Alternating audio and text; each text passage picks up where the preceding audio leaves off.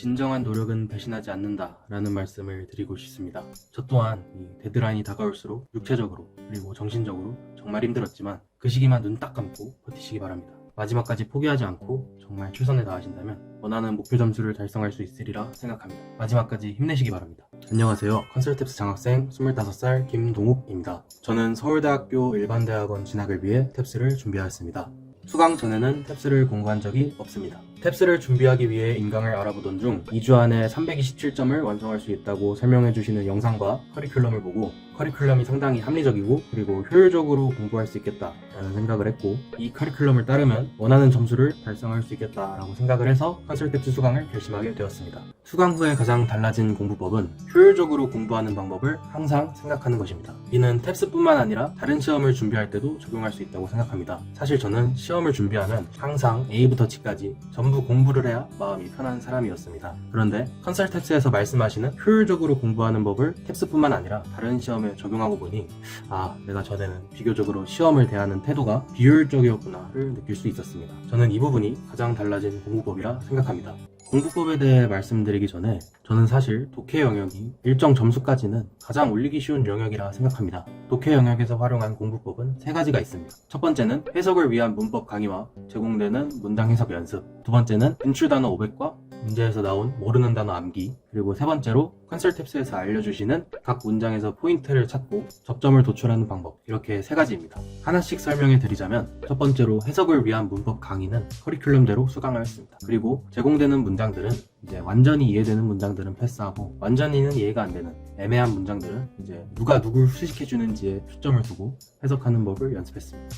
이 애매한 문장들은 한 5번 정도 구조가 완전히 이해될 때까지 반복해서 봤습니다. 두 번째로 인출 단어 500과 문제에서 모르는 단어 암기는 네이버 영어 단어장을 이용했습니다. 우선 제가 영어 단어가 정말 약해서 이제 컨설탭스에서 권장한 것보다 조금 더 공부한 것도 있다는 점을 말씀드립니다. 제가 생각하는 이 단어 암기에서 가장 중요한 점은 이 단어의 좁은 의미의 뜻을 암기하는 것이 아니라 이 단어의 큰 맥락을 암기하는 것이라 생각합니다. 그래서 빈출 단어 500에서도 알고 있는 단어라 하더라도 이 단어의 큰 맥락을 알기 위해 하나하나 모든 단어를 보면서 내가 알고 있는 맥락과 일치하는지 확인했고, 다르다면 암기를 했고, 만약 내가 알고 있던 이 좁은 뜻도 이제 다른 뜻을 가지고 있다면 그것도 다 암기를 했습니다. 그리고 모든 뜻마다 예문을 다 봤습니다. 그리고 문제를 풀면 모르는 단어가 한 5개에서 6개 정도 나왔는데 이것들도 방금 말씀드린 방법으로 다 암기를 했습니다.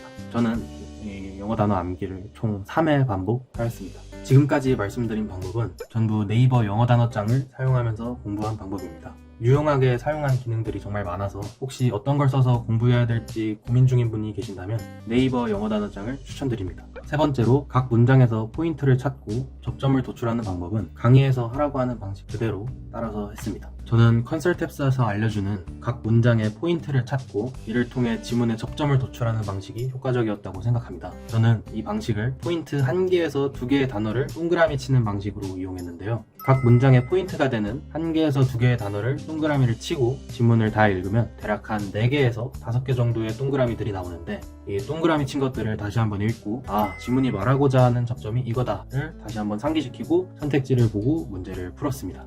공부법을 말씀드리기 전에 우선 저는 327점을 목표로 했기에 파트 1에서 3를 중점적으로 했다는 말씀 드립니다. 청해 영역에서 활용한 공부법은 3가지가 있습니다. 첫 번째는 제공되는 빈출수거 듣기 그리고 암기, 두 번째는 안 들리는 문장이 있다면 계속 반복해서 듣기 그리고 쓰기, 세 번째는 이어폰이 아닌 스피커로 듣기입니다. 첫 번째, 제공되는 빈출수거 듣기 그리고 암기, 그리고 두 번째, 안 들리는 문장이 있다면 계속 반복해서 듣기 그리고 쓰기는 컨설탭스에서 하라는 방식에서 특별하게 추가하거나 빼는 부분 없이 그대로 따라했습니다. 저는 세 번째, 이어폰이 아닌 스피커로 듣기 방식을 추가적인 공부법으로 활용했습니다. 핸드폰의 스피커 혹은 저렴한 스피커를 이용해서 음량을 최대로 해서 리스닝을 연습했습니다.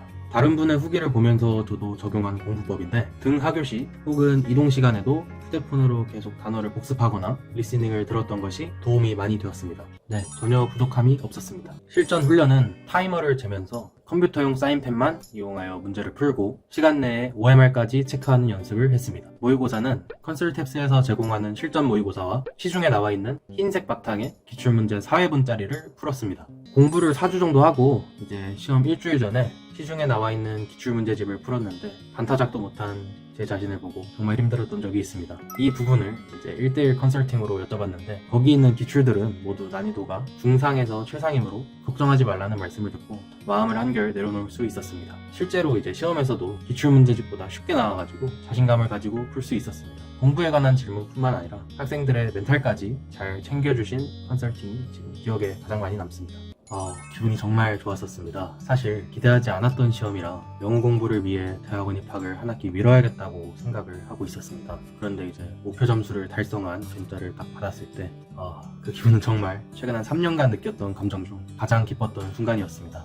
진정한 노력은 배신하지 않는다 라는 말씀을 드리고 싶습니다. 저 또한 이 데드라인이 다가올수록 육체적으로 그리고 정신적으로 정말 힘들었지만 그 시기만 눈 딱 감고 버티시기 바랍니다. 마지막까지 포기하지 않고 정말 최선을 다하신다면 원하는 목표 점수를 달성할 수 있으리라 생각합니다. 마지막까지 힘내시기 바랍니다.